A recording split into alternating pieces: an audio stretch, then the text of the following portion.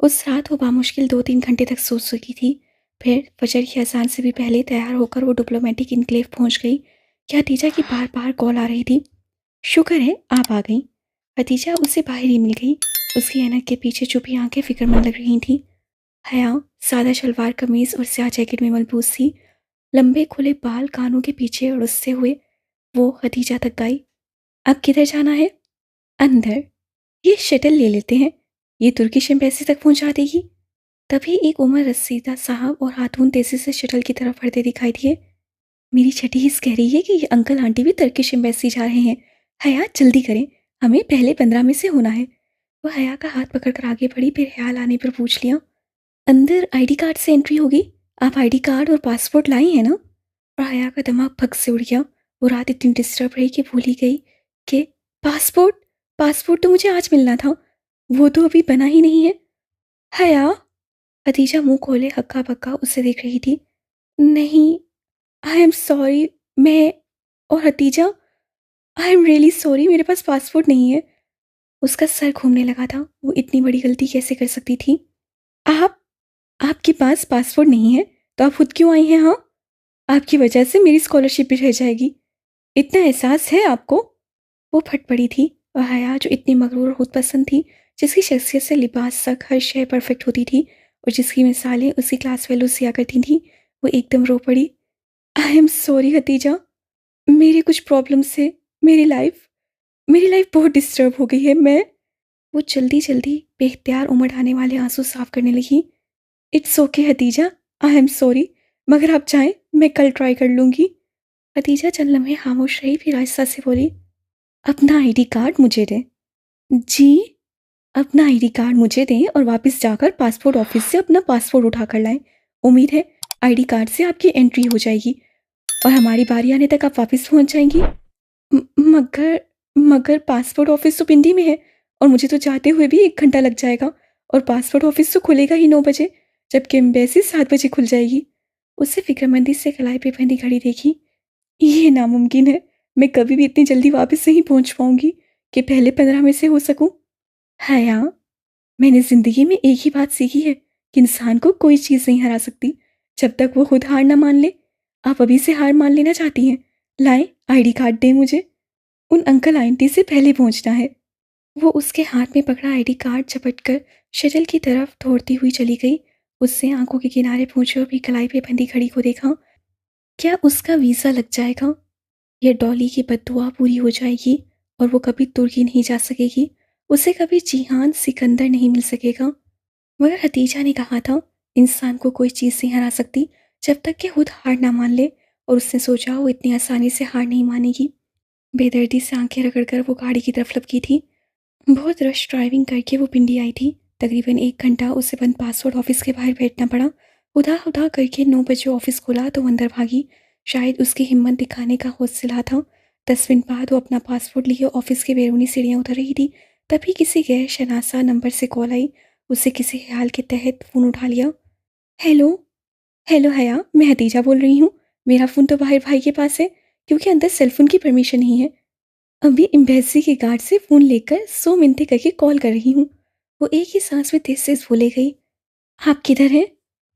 بس مجھے پاسپورٹ مل گیا ہے، میں آ رہی ہوں، میری انٹری ہوئی۔ اس سے گاڑی میں بیٹھ کر چابی اگنیشن میں گھمائی۔ شکر ہے میں نے تیز بھاگ کر ان انکل آنٹی کو بائی پاس کر لیا۔ میں 14 نمبر پہ تھی اور آپ کی بھی انٹری کروا دی ہے، آپ کا 15واں نمبر ہے۔ لیکن انہوں نے ان انکل آنٹی کو روک رکھا ہے کہ اگر آپ نہ آئیں تو ان کا انٹرویو ہو جائے گا، اور وہ آنٹی مسلسل تسبیح پڑھ رہی ہیں۔ حیا، آپ جلدی سے آ جائیں۔ میں آ رہی ہوں، بس ابھی آفس ٹائم ہے نا تو ٹریفک بہت ہیوی ہے۔ بس جلدی سے آ جائیں، یہ بار بار پوچھ رہے ہیں کہ میری دوسری ساتھی کدھر ہے۔ بس تھوڑی دیر اور۔ اس نے ایکسیلیٹر پہ دباؤ بڑھا دیا۔ ٹریفک حسب معمول بہت پھنسا ہوا تھا۔ بے پناہ رش، ہارن کا شور، بند سگنل، پھنسی ہوئی گاڑیاں۔ وہ بار بار فکر مندی سے کلائی پہ بندھی گھڑی دیکھتی اور پھر سست روئی سے چلتے ٹریفک کو بامشکل مری روڈ سے نکل پائی تو سکون کا سانس دیا۔ معمول کی چیکنگ کے بعد وہ 11 بجے تک اس اوپن ایئر لاؤنج میں پہنچ پائی جہاں حتیجہ تھی۔ ترک رقص، مخصوص ترک بلو آئے اور ترکی کے نقشوں سے وہ لاؤنج سجایا گیا تھا۔ حتیجہ ایک صوفے پر منتظر پریشان سی بیٹھی تھی۔ اسے دیکھتے ہی اٹھ کھڑی ہوئی۔ شکر ہے آپ آ گئے حیا، انہوں نے سب کے انٹرویو روک رکھے ہیں، پہلے ہمارا ہوگا۔ اچھا، مگر کیوں؟ لیکن کیوں کا جواب سننے کا وقت نہیں تھا، اور پھر ان کو انٹرویو کے لیے کال کر لیا گیا تھا۔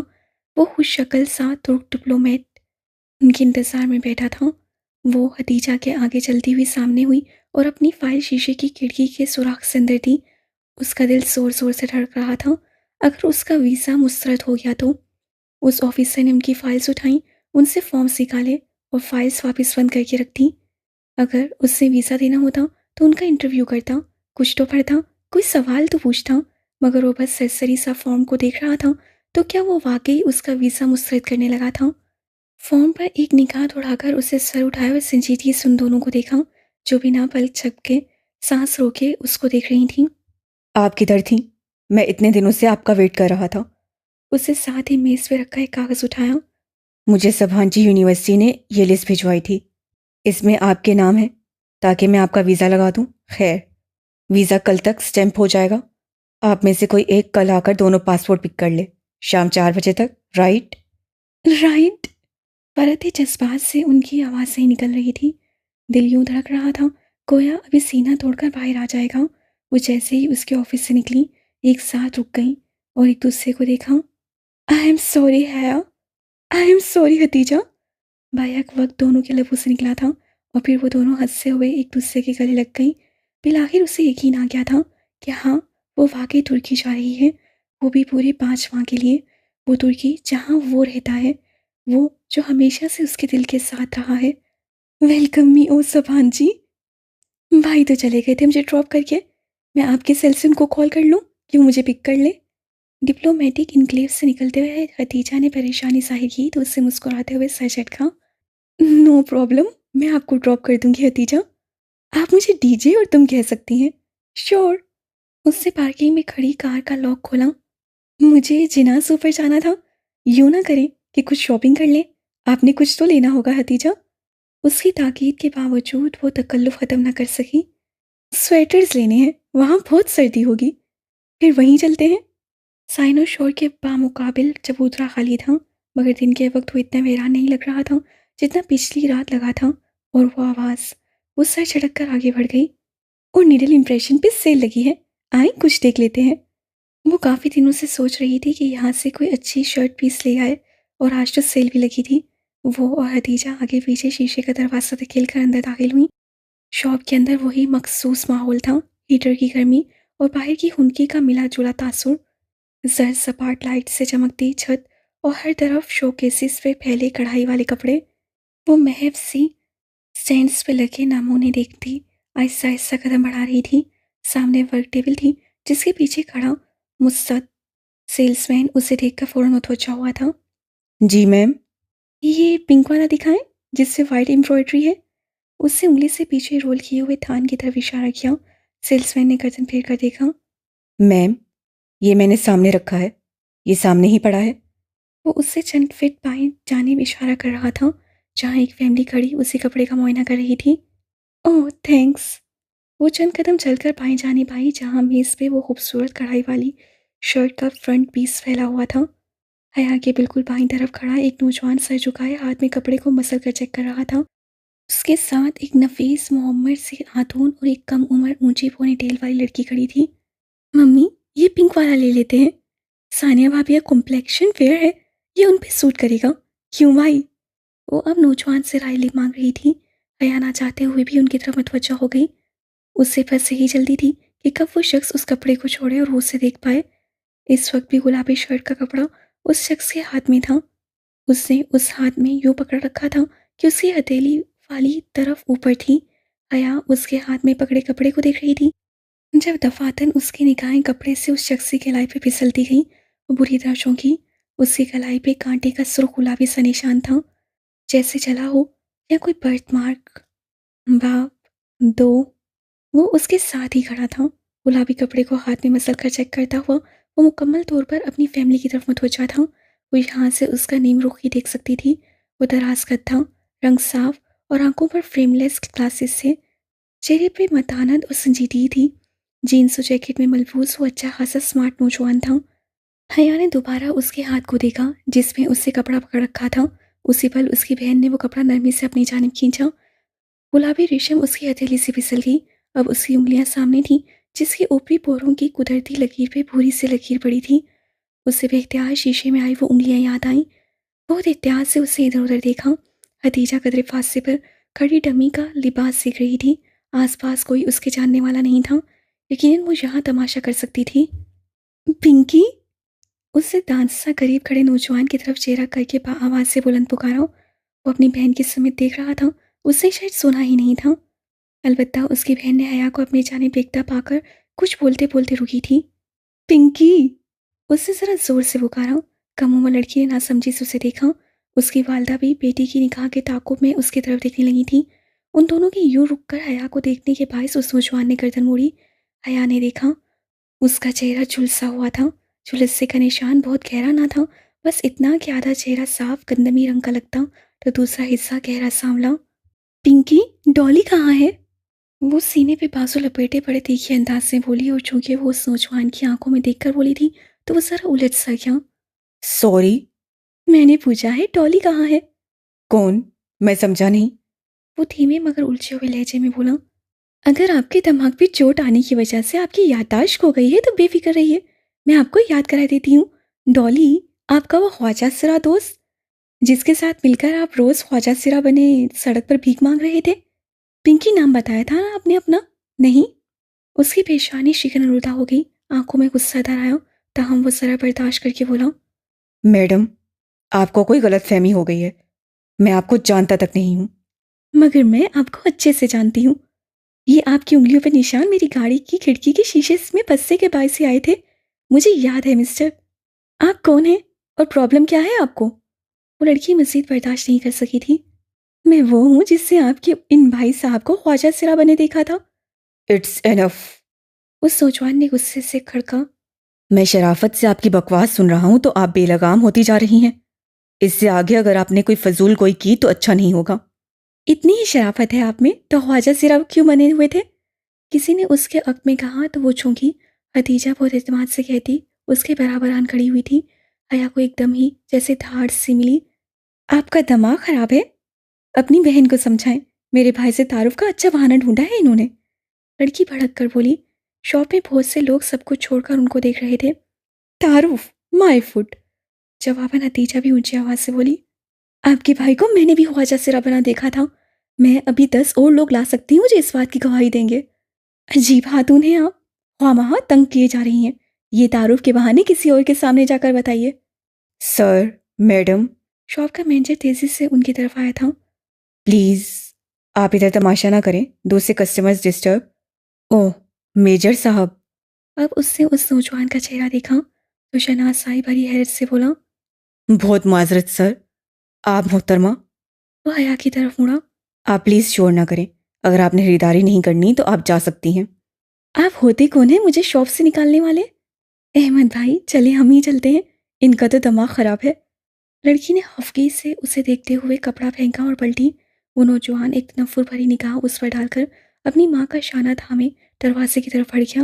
حیا نے چونک کر اسے دیکھا. احمد بھائی، میجر صاحب، تو کیا وہ؟ توبہ ہے ان آج کل کی لڑکیوں کی. والدہ صاحبہ مسلسل ناپسندیدگی سے بڑبڑاتی نکل گئی. وہ لب پیچھے کھڑی انہیں جاتے دیکھے گئی. اسے اس آدمی کے میجر احمد ہونے میں کوئی شبہ نہیں رہ گیا تھا. حیا، اس سے پہلے کہ یہ مینیجر ہمیں دھکے دے کر نکالے ہم بھی کسک لیتے ہیں. ڈی جے نے اس کے قریب سرگوشی کی تو وہ چونکی پھر سر چھڑک کر آگے بڑھ گئی. باہر کھلی فضا میں آ کر اس سے بے اختیار کہا تھا. Thank U D J. اور یہ وہ پہلی دفعہ تھا جب اس سے حتیجہ کو اس کے معروف نام سے پکارا تھا. ڈی جے بے ساختہ ہنسی.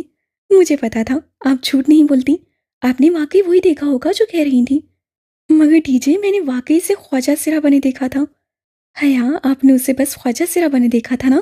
ہو سکتا ہے وہ صرف ایڈونچر کے لیے ایسا بنا ہو. پتا نہیں. اسے بے سارے سے شانے اچکائے. چلو چلتے ہیں. وہ آگے بڑھ گئی. اس کا دل ہر شے سے اچاٹ ہو گیا تھا. 28 جنوری کو اسے احتیاط ایئر لائنز کا ٹکٹ ای میل کر دیا گیا جس کا اس کو پرنٹ آؤٹ نکلوانا تھا. پھر اسی ٹکٹ پر اسے 5 فروری کی صبح استنبول کے لیے روانہ ہونا تھا. شام میں وہ ارم سے اس کا ایوو مانگنے تایا فرقان کے گھر آئی تھی. اس کا نیٹ کام نہیں کر رہا تھا اور ابا بھی آفس سے نہیں آئے تھے. ورنہ ان کا استعمال کر لیتی۔ خدیجہ کا پیغام آیا تھا کہ سبھانچی یونیورسٹی نے ہاسٹل کا الیکٹرک فارم پر کرنے کے لیے بھیجا ہے، سو وہ ای میل چیک کر لے۔ تایا فرقان لان میں بیٹھے اخبار پڑھ رہے تھے، اسے آدھا دیکھ کر مسکرائے۔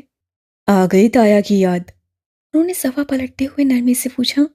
جی۔ وہ بظاہر مسکراتے ہوئے ان کے پاس چلی آئی، ورنہ اس روز کی سائمہ تائی کی باتیں ابھی تک نشتر کی طرح چپتی تھیں۔ فلائٹ کب ہے؟ وہ اخبار پہ نگاہیں مرکوز کیے پوچھ رہے تھے۔ 5 فروری کو۔ اپنا خیال رکھنا۔ ویسے بیٹیوں کو تنہا اتنا دور بھیجنا نہیں چاہیے، سلیمان کا حوصلہ ہے بھائی۔ خیر، تم ترکی میں اپنے لباس اور اقدار کا خیال رکھنا، سر سے دوپٹہ نہ اتارنا جیسے ارم نہیں اتارتی۔ آخری فکرہ کہتے ہوئے ان کے لہجے میں فخر در آیا تھا۔ حیا کے حلق تک کڑواہٹ کھل گئی۔ جی بہتر، میں ذرا ارم سے مل لوں۔ وہ جان چھڑا کر اندر آ گئی۔ کاش وہ تایا فرقان کو بتا سکتی کہ مغربی لباس جو وہ یہاں ان کی وجہ سے نہیں پہنتی وہاں ضرور پہنے گی۔ اس نے بہت سے ٹاپس اور جینس خرید کر اپنے سامان میں رکھ لیے تھے، اور رہی سر ڈھکنے کی بات تو وہ خیر سے سبھانچی میں سختی سے حرام تھا۔ شکر ارم کمرے میں نہیں تھی، باتھ روم کا دروازہ بند تھا اور اندر سے پانی گرنے کی آواز آ رہی تھی۔ وہ بے دلی سے اس کے بیڈ پہ بیٹھ گئی۔ ارم شاور لینے میں بہت دیر لگاتی تھی، سو مجبوراً اسے انتظار کرنا تھا۔ دفاتن سیل فون کی گھنٹی بجی۔ حیا چونکی۔ ارم کا سیل فون اس کے ساتھ ہی تکیے پر رکھا تھا۔ اسے گردن جھکا کر دیکھا۔ سیل فون کی روشن اسکرین پر ایک نیا پیغام چمکا رہا تھا، ساتھ ہی بھیجنے والے کا نام لکھا رہا تھا، حیا سلیمان۔ وہ بے یقینی سے فون کی اسکرین کو دیکھی گئی۔ کیا کسی نے ارم کو اس کے نمبر سے پیغام بھیجا تھا، یا ارم نے کسی کا نمبر اس کے نام کے ساتھ محفوظ کر رکھا تھا؟ حیا نے محتاط نگاہوں سے باتھ روم کے بند دروازے کو دیکھا اور فون پہ 1-2 بٹن دبائے۔ پیغام لمحے بھر بعد کھل گیا۔ میں کال کر لوں؟ صبح سے بات نہیں ہوئی، اب مزید انتظار نہیں کر سکتا، یہ دل اتنا مضبوط نہیں ہے جان۔ رپلائی۔ اس نے جلدی سے پیغام مٹایا اور سیل فون واپس سکے پر الٹا کر کے رکھ دیا۔ ایک لمحے میں اسے سب سمجھ میں آ گیا تھا۔ ارم تایا فرقان کی سکارف والی بیٹی، سر ڈھکنے والی بیٹی، ایک عدد بوائے فرینڈ کی مالک تھی، جسے لوگوں سے چھپانے کے لیے اس سے حیا سلیمان کا نام دے رکھا تھا۔ تبھی وہ اس رشتے پہ خوش نہیں تھی۔ حیا کو یاد آیا۔ وہ مزید بیٹھے بنا وہاں سے نکل آئی۔ ایوو اس نے تایا فرقان سے مانگ لیا، مگر جاتے جاتے ایک طنز اور استحضاء بھری مسکراہٹ کے ساتھ ان کو ضرور دیکھا تھا۔ کاش وہ ارم کے حجاب کا پول کھول سکتی تو تایا کی شکل دیکھنے والی ہوتی۔ حجاب اوڑھنا یا نقاب کرنا کردار کی پختگی کی علامت نہیں ہوتی، اس نے بے اختیار سوچا تھا، اور تب وہ ایسا ہی سوچتی تھی۔ سبھانچی یونیورسٹی نے اسے اس کے ہاسٹل کے متعلق ترجیحات جاننے کے لیے ایک سوال نامہ بھیجا تھا۔ لیپ ٹاپ گود میں رکھے وہ بیڈ پہ نیندراز دلچسپی سے سوالات پڑھتی، صرف اپنا موڈ بہتر کرنے کے لیے مذائقہ خیز جواب بھیجنے لگی۔ کیا آپ اپنے کسی ہم وطن ایکسچینج اسٹوڈنٹ کے ساتھ کمرہ شیئر کرنا چاہیں گی؟ بالکل بھی نہیں۔ اس کی انگلیاں تیزی سے لیپ ٹاپ کی کنجیوں پہ حرکت کر رہی تھیں۔ کیا آپ اسموکنگ کرتی ہیں؟ بالکل کرتی ہوں۔ ڈرنک کرتی ہیں؟ وہ بھی کرتی ہوں۔ آپ کس قسم کی طبیعت کی مالک ہیں؟ سخت جھگڑالو اور خونخوار۔ وہ مسکراہٹ دبائے جواب لکھ رہی تھی۔ جب صفحہ ختم ہوا تو اس نے نیکسٹ کو دبایا۔ سوچ رہی تھی کہ اگلے صفحے کے جوابات پر کر کے فارم کو منسوخ کر دے گی۔ اس فارم کو جمع کروانے کا اس کا قطعاً کوئی ارادہ نہ تھا، مگر جب نیکسٹ دبانے پہ اگلا صفحے کی بجائے فارم فل کرنے کا شکریہ، ہم آپ کا ڈورم الاٹ کرتے وقت آپ کی دی گئی ترجیحات کا خیال رکھیں گے، لکھا آیا تو اس کی مسکراہٹ غائب ہو گئی۔ لعنت ہو تم سب پر۔ وہ جھنجھلا کر اٹھی اور لیپ ٹاپ ایک طرف رکھا۔ فارم سبھانچی کو جا چکا تھا، اور اس کا پہلا ہی تاثر کتنا برا پڑا ہوگا وہ جانتی تھی۔ اس کی پیکنگ ابھی نامکمل تھی۔ اس سے ایک نگاہ کھلے سوٹ کیسز و بکری اشیاء پر ڈالی، پھر کچھ سوچ کر باہر آئی۔ لاؤنج خالی تھا۔ حیا نے ٹیلی فون سٹینڈ پہ رکھی ڈائری اٹھائی اور صفحے پلٹنے لگی۔ ایس کے صفحے پہ 4 سطور میں سبین پپو کے گھر کا پتہ اور ایک فون نمبر لکھا تھا۔ اسے وہ صفحہ پھاڑا اور تہہ کر کے مٹھی میں دبا لیا۔ ایک دفعہ جہان سکندر اسے مل جائے، پھر وہ ان بیتے ماہوں سال کا حساب ضرور لے گی۔ وہ واپس بیڈ پر آ کر بیٹھی اور سامنے لیپ ٹاپ پہ کھلے پڑے میل باکس کو دیکھا۔ وہاں اب ایک نئے ای میل کا نشان جگمگا رہا تھا، national response centre for cyber crime. اس سے قدرے الجھ کر اس میل کو دیکھا اور کھولا۔ بھلا اب سائبر کرائم سیل والے اس سے کیوں رابطہ کر رہے تھے؟ صفحہ کھل گیا اور وہ جیسے جیسے پڑھتی گئی اس کی آنکھیں حیرت سے پھیلتی گئیں۔ یہ ای میل سائبر کرائم سیل سے حیا کہ اس میل کے جواب میں آئی تھی جو چند روز قبل اس سے بات ہو رہی شکایت بھیجی تھی اور جس میں اس سے ویڈیو کا ذکر کیا تھا۔ اب اس کے جواب میں ہیلپ ڈیسک آفیسر نے اس کو ایک باقاعدہ کمپلیٹ فارم بھیجا تھا جس کو بھرنے کے ساتھ ساتھ اسے اپنا فون نمبر، گھر کا پتہ، شناختی کارڈ نمبر وغیرہ لکھ کر بھیجنے تھے۔ یہ فارم FIR کے مترادف تھا، سو تمام تفصیلات ضروری تھیں۔ وہ جب تک اس فارم کو دیکھے گئی، اگر سائبر کرائم سیل نے اسے جواب اب دیا تھا تو پرائیویٹ نمبر سے آنے والی کال، وہ میجر احمد کا آفس، وہ سب کیا تھا؟ کیا اسے بے وقوف بنایا گیا تھا؟ کیا وہ واقعی اصلی میجر تھا یا مگر پھر اس کے پاس اس ویڈیو کو مکمل طور پر انٹرنیٹ سے ہٹوانے کی طاقت اور رسوخ کیسے آیا؟ وہ الجھتے ذہن کے ساتھ جلدی جلدی جواب ٹائپ کرنے لگی۔ اسے سائبر کرائم سیل کو مختصر الفاظ میں یہ یقین دہانی کروانی تھی کہ وہ ویڈیو اب ہٹ چکی ہے اور وہ اپنی شکایت واپس لے رہی ہے۔ اسے اب فوری طور پر ان خفیہ والوں سے پیچھا چھڑوانا تھا۔ میل لکھ کر اسے سینڈ کو دبایا اور پرسوچ نگاہوں سے اسکرین کو دیکھنے لگی۔ میجر احمد کا تعلق سائبر کرائم سیل سے نہیں تھا، اس بات کا اس کو یقین ہو چلا تھا۔ ایئرپورٹ پہ ڈی جے پوری طرح رو رہی تھی۔ اس کے والدین اس کے ساتھ کھڑے اسے تسلی دے رہے تھے۔ حیا کچھ دیر تو اسے چپ کروانے کی کوشش کرتی رہی، پھر عاجز سی ہو کر قدرے فاصلے پہ جا کھڑی ہوئی اور جیکٹ کی جیبوں میں ہاتھ ڈالے بڑے سکون سے ڈی جے کو روتے دیکھتی رہی۔ آج اسے شلوار قمیض پہ سیاہ جیکٹ پہن رکھی تھی اور دوپٹہ مفلر کی طرح گردن سے لپیٹا تھا۔ بس آج آخری روز تھا، پھر ترکی میں وہ اپنی مرضی کا لباس پہنے گی اور اپنی مرضی سے اکیلی ہر جگہ گھومے گی، بنا روک ٹوک، بنا تایا فرقان یا ابا کی ڈانٹ کے خوف کے۔ اس وقت رات کے 11:30 بجے تھے۔ ان کی فلائٹ اگلی صبح 5 فروری کی صبح 4 بجے کی تھی۔ کتنا روتی ہے یہ، تم خیال رکھنا اس کا۔ سلیمان صاحب کو ڈی جے کے مسلسل رونے پہ کوفت ہونے لگی تھی۔ جب تک وہ واپس ہوئے، ڈی جے روئے جا رہی تھی۔ اس کے آنسو تب جا کر تھمے جب احتیاط ایئر لائنز کی وہ پاکستانی نزید آفیسر ان کے پاس آئی اور بہت شائستگی سے ان کو مخاطب کیا۔ میڈم، آپ لوگ پلیز اپنے ڈاکومنٹس اور لیپ ٹاپس سوٹ کیس سے نکال کر ہینڈ کیری میں رکھ لیں، تاکہ اگر آپ کا سامان گم بھی ہو جائے تو کم از کم ڈاکومنٹس محفوظ رہیں۔ ایویں ہی گم ہو جائے؟ ہتھیلی کی پشت سے آنسو صاف کر کے ڈی جے نے غصے سے کہا۔ وہ سارا رونا بھول گئی تھی۔ ہم نے ہینڈ کیری میں اتنا بوجھ نہیں اٹھانا میم، یہی بہتر ہے، کیونکہ بعض اوقات سامان گم بھی ہو جایا کرتے ہیں، کہیں یہ نہ ہو کہ بعد ازاں آپ کسی مسئلے سے دوچار ہوں۔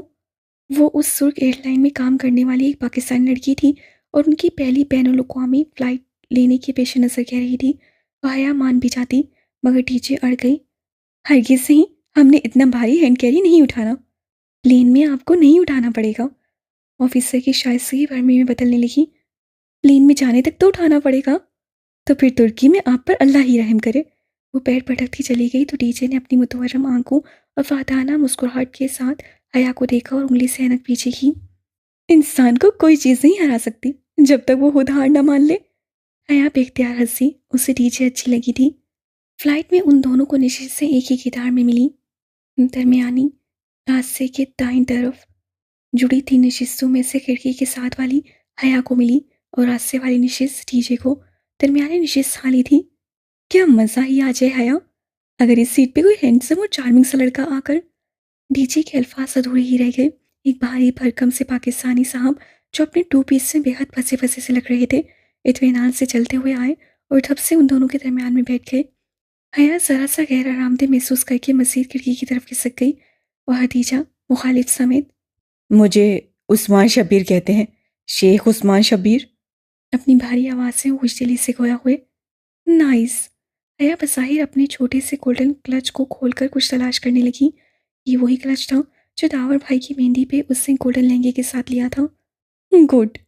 ڈی جے نے میگزین اٹھا کر چہرے کے سامنے پھیلا لیا۔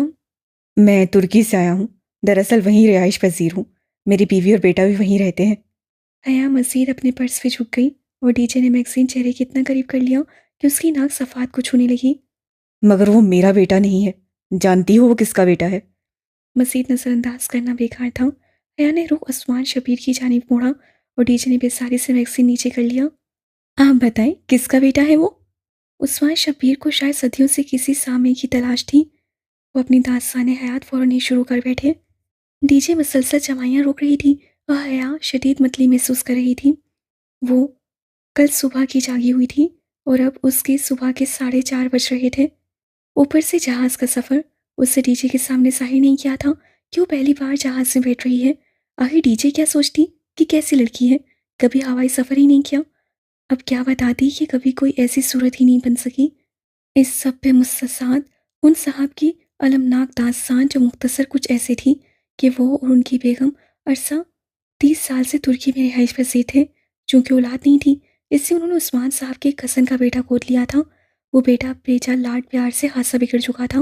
سو اس صورتحال کو سنوارنے کے لیے انہیں کچے کھو میں رہائش پذیر اپنی بھانجی سے اس کا رشتہ طے کر دیا تھا، جس میں 8ویں فیل بھانجی صاحبہ بہت خوش اور بیٹا بہت ناراض تھا. اور اس کے پیش کہ وہ اپنی پاکستان آمد کی وجہ بیان کرتے مینیو کارڈز آ گئے. وہ دونوں پھر سے تصادم ہو گئی. مینیو بھی کچھ نام جانے پہچانے اور کچھ اردو سے ملتے جلتے تھے. جیرا آلو وتھ کٹلٹس، پنیر جلفریزی، سادہ پراٹھا، تیکھی بریانی وغیرہ. حیا نے ڈی جے کی طرف سوالیہ نگاہوں سے دیکھا. درمیان میں موجود بھاری بھرکم دیوار کے باعث وہ آگے ہو کر بیٹھی تھی. کچھ سمجھ نہیں آ رہا تھا کہ کیا منگوائیں. ترکش فوڈ بہت زبردست ہوتا ہے اور ترک کے لوگ کھانے کے بہت شوقین ہوتے ہیں. میں بتاتا ہوں کیا منگواؤ. دونوں نے ایک دوسرے کو دیکھا اور متصب سی حیا نے ہتھیار ڈال دیے. بہت بہتر، بتائیے. وہ گہری سانس لے کر پیچھے ہو کر بیٹھ گئی. پہلے تو سیادت سلماک منگواتے ہیں. یہ روایتی ترک چاول ہیں، سفید مچھلی، فرائڈ پیاز اور کاجو کے ساتھ، مشروم اینڈ چیز آملیٹ، جیرا آلو. وہ بہت اعتماد سے آرڈر لکھواتے گئے، مگر جب کھانا آیا تو حیا کا دل خراب ہونے لگا. کھانے کی خوشبو سونگھ کر ہی اس کا جی متلانے لگا. عثمان شبیر بڑے بڑے لقمے لیتے مزے سے کھانا کھا رہے تھے. ڈی جے بامشکل ایک چمچ لے کر ہی دوری ہوئی. حیا بھی بدمزہ ہو گئی تھی. اتنا پھیکا کھانا اس سے آج تک نہیں کھایا تھا. بامشکل چھک کر انہوں نے برتن بھرے کر دیے. عثمان شبیر ابھی تک پوری دلجمی سے کھا رہے تھے. عجیب سی خوشبوئیں اس کے نتنوں میں گھس رہی تھیں. اگر یہی ترک فوڈ تھا تو اسے لگا ترکی میں 5 ماہ وہ بھوکی رہے گی.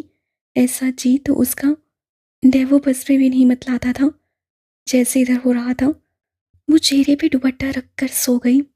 اسلام آباد سے پورے 2.5 گھنٹے بعد انہیں ابو ظہبی ایئرپورٹ پر اترنا تھا.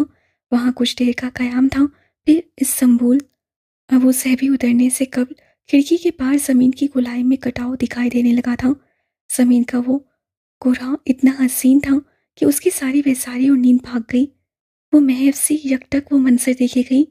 ابو ظہبی ایئرپورٹ پر انہوں نے ٹرمینل 3 پہ لینڈ کیا تھا.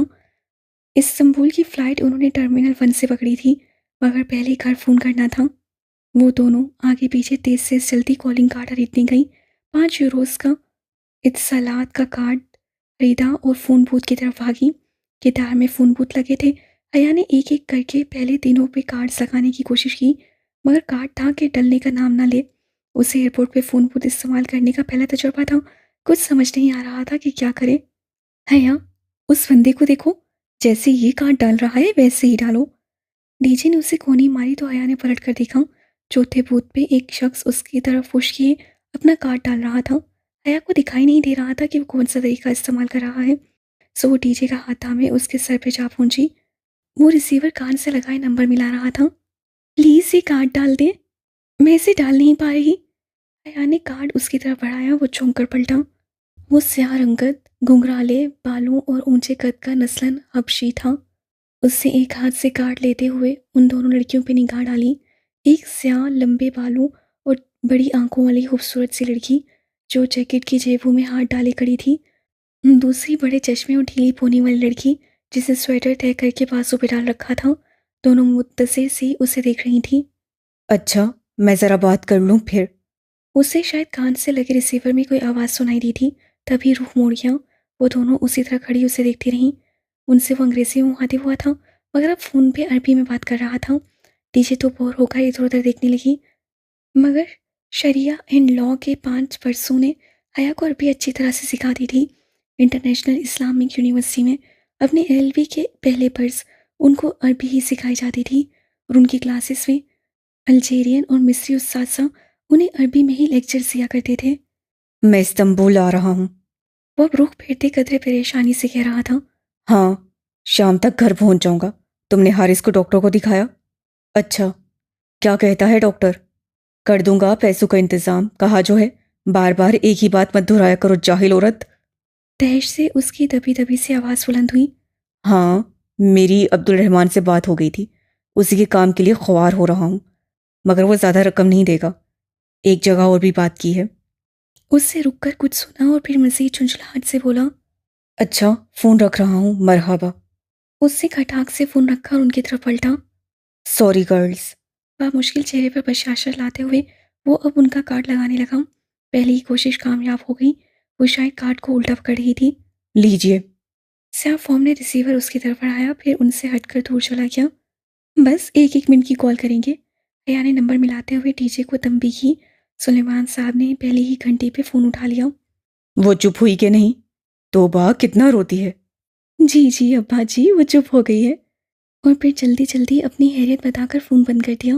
ٹی جے نے بھی بامشکل 1 ہی منٹ گھر بات کی۔ بعد میں بقیہ رقم دیکھی تو بامشکل 1 یورو استعمال ہوا تھا۔ باقی 4 یوروز کا بیلنس ابھی موجود تھا۔ دونوں اپنی اجرت و کنجوسی پہ خوب پچھتائیں کہ اب ابو صحبی سے نکل کر تو یہ کارڈ کسی کام کا نہیں تھا۔ حیا نے اسے اپنے گولڈن پاؤچ میں ڈال دیا۔ اب انہیں اپنا سامان لینا تھا۔ وہاں بہت سے ٹائرز چل رہے تھے۔ ہر ٹائر پہ بیگز اور سوٹ کیس قطار میں رکھے ہوئے چلے آ رہے تھے۔ انہیں قطعاً علم نہیں تھا کہ اپنے بیگز کو کہاں تلاشیں۔ وہ دونوں بدحواسی سے ایک ٹائر سے دوسرے کی طرف بھاگنے لگی۔ ٹی جے کا تھوڑی دیر میں ہی سانس پھول گیا۔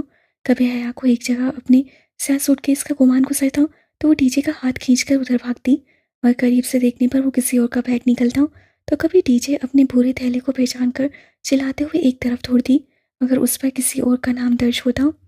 حیا بتاؤ، اب بیگز کہاں سے ڈھونڈیں؟ ڈی جے نے پریشانی سے اسے دیکھا۔ اس کا سانس سوکھنے کی طرح چل رہا تھا۔ حیا نے بامشکل تھوک نکلی اور چہرے پہ آتے بال کانوں کے پیچھے اڑ سے۔ اب سچ بولنے کا وقت تھا۔ ڈی جے، مجھے سچ میں سمجھ نہیں آ رہی، میں آج زندگی میں پہلی بار جہاز سے بیٹھ رہی ہوں۔ ڈی جے نے چند لمحے اس کا چہرہ دیکھا، پھر اپنی ہتھیلی اس کے سامنے پھیلائی۔ ہاتھ مارو، میں بھی آج پہلی دفعہ جہاز سے بیٹھی ہوں۔ حیا نے زور سے اس کے ہاتھ پہ اپنا ہاتھ مارا اور دونوں ہنس پڑی۔